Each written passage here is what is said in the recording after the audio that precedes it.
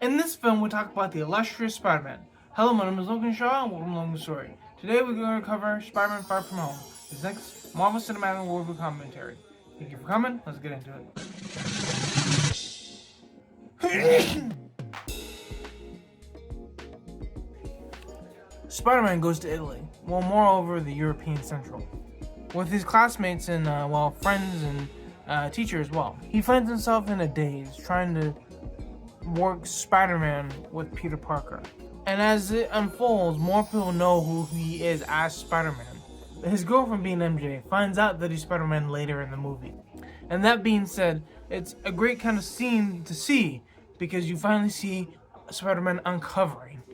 Nick Fury gets involved as well as, the villain of the story, Mysterio.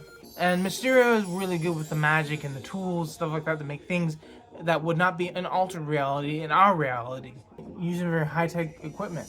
And because of that, that's something that seems to be the theme of the story. What can we do to fight off Spider-Man with an illusion of tech? And how can we see this film as a predecessor towards what Spider-Man really is trying to accomplish? Is it to accomplish the scene of, himself? Is it to accomplish the scene of himself with other people? How many people know he's Spider-Man? How many people don't know he's Spider-Man? And that's the thing that we all have to ask ourselves. What does this movie really mean? Far from home, far from comfort, far from hospitality, far from home. We find this hero in a new place in a new time, and we don't know how to feel about it. Well, the character at least doesn't know how to feel about it. Yet he has a responsibility to protect all people within his vicinity. And I think that's what makes this movie great. No matter where Spider-Man goes, he feels the need to protect, the responsibility. But what does this mean in Nooks and Crannies? What can we take apart and dive into in terms of the details of the story? Let's go into detail. Okay, so when you think about the story, what's something that really relays on you and reflection of the story?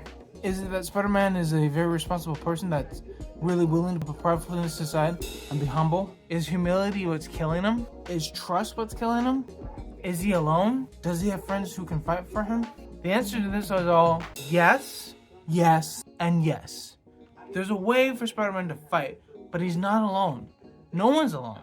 You can't be alone in terms of fighting what's in the world, and you can't be alone in terms of what's fighting the certain circumstance that is your circumstance, in terms of being a hero and fighting it off.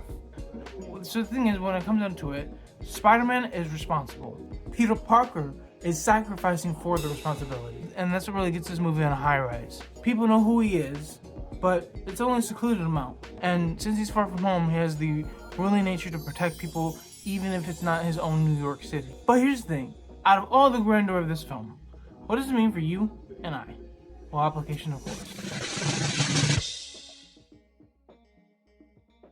Your identity is everything. Who you trust is everything. And who you know and love to help you with life's problems is everything. But at the end of the day, who do you really trust? Who do you really love? And what are you doing to be responsible for the things you have in your life? Because here's the thing.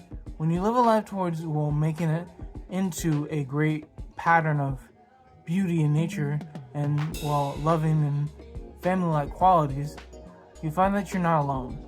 Here's the other thing. When you trust someone, make sure you trust them for the right reasons.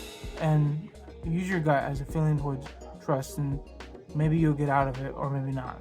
Who knows? But to bring this all together, you as a person have a lot of responsibilities. What's your number one responsibility?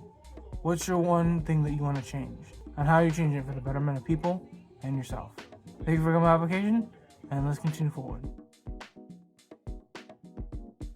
Thank you for coming to Thank you for Marvel Cinematic Worldview commentary. There are more commentaries in the future, so keep an eye out for those.